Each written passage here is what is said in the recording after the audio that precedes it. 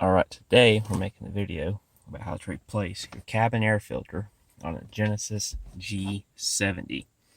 This particular Genesis G70 is a 2020 model. It should be the exact same from 2019 to 2021, no difference at all. And it may be the same for the new 2022 and up model because it was just a refresh, not a redesign. So let's get to it. First thing you want to do is obviously just go ahead and clean up your glove box, get everything out of it. Obviously lower your glove box. You have two stoppers on each side, well, one on each side, two total. So we're going to pull them out, and let's see here.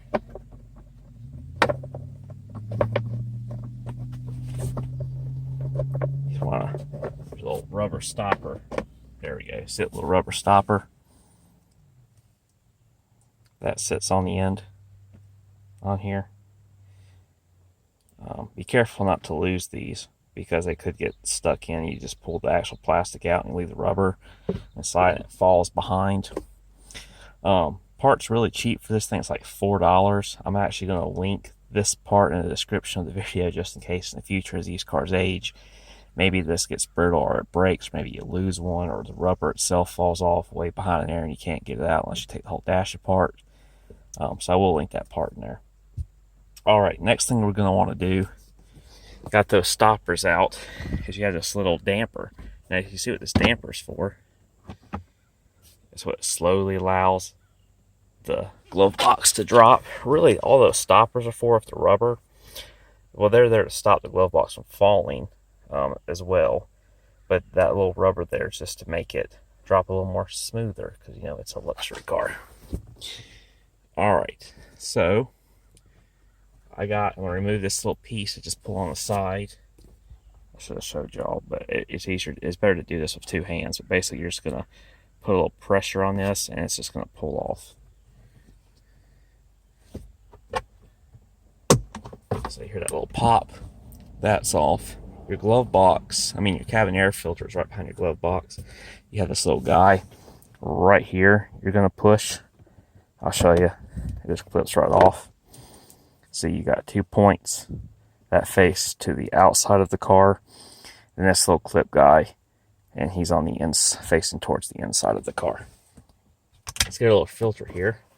You notice the airflow direction pointed down. The air comes in. The blower motor is right below this, and it goes down. So just remember that airflow is down. This filter the car's about a year old. It is a year old. We've had it for a year. 6,000 miles on it. And you can kind of see, it's definitely picked up some stuff. Great, you got some stuff in there. And then on the other side as well, it's dirty. This is the replacement filter. I got this off of Rock Auto for about 11 bucks. The part number is CAF1867P. The brand is Champion Laboratories. It's also shown as Lubrifiner. I think they sell a lot of stuff like your lube shops, your oil change places, but they didn't have a whole lot available for this car. Like I said, it was right at $11, and quality wise it may actually be better than the factory filter. You'll notice the factory filter is just this, and this is the replacement. Thickness and stuff, they seem about the same. But the replacement filter actually has a foam strip all the way around it, which is going to give it a tighter seal in that glove box. So this is definitely going to fit in a little bit tighter. It's not going to have as much side-to-side motion, so it's going to push in a little bit tighter. And when you go to remove it, it's not going to slide out as smooth. They also put a tab on their filters if there's enough room, where that way you, instead of having to reach in, you can just pull the tab and pull the filter out. And just be a reminder of that direction of the airflow goes down. So let's go ahead and slide that in. So it just slides right in like that. It is a little bit tighter, but what I will say is you can see that little strip that they give you. It's not really going to work on this design very well because obviously you put your cover over top of it, which you could cover it probably if you wanted to. I don't know, that just doesn't seem right to me. So I'm going to take this little thing, I'm going to tuck it, or I can just cut it off. I think they put that in all their filters. So that's pushed all the way back now. It's nice and tight. And hopefully this will fit nicely on there. And I think it will. And it does.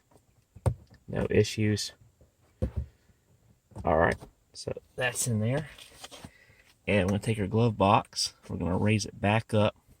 And the first thing we're going to do is put that little damper back on the side. You know, clip that guy back on first thing. And we'll take our stopper. Go ahead and put it in the hole. Just raise it on up. And that's it. Then this other one, same thing.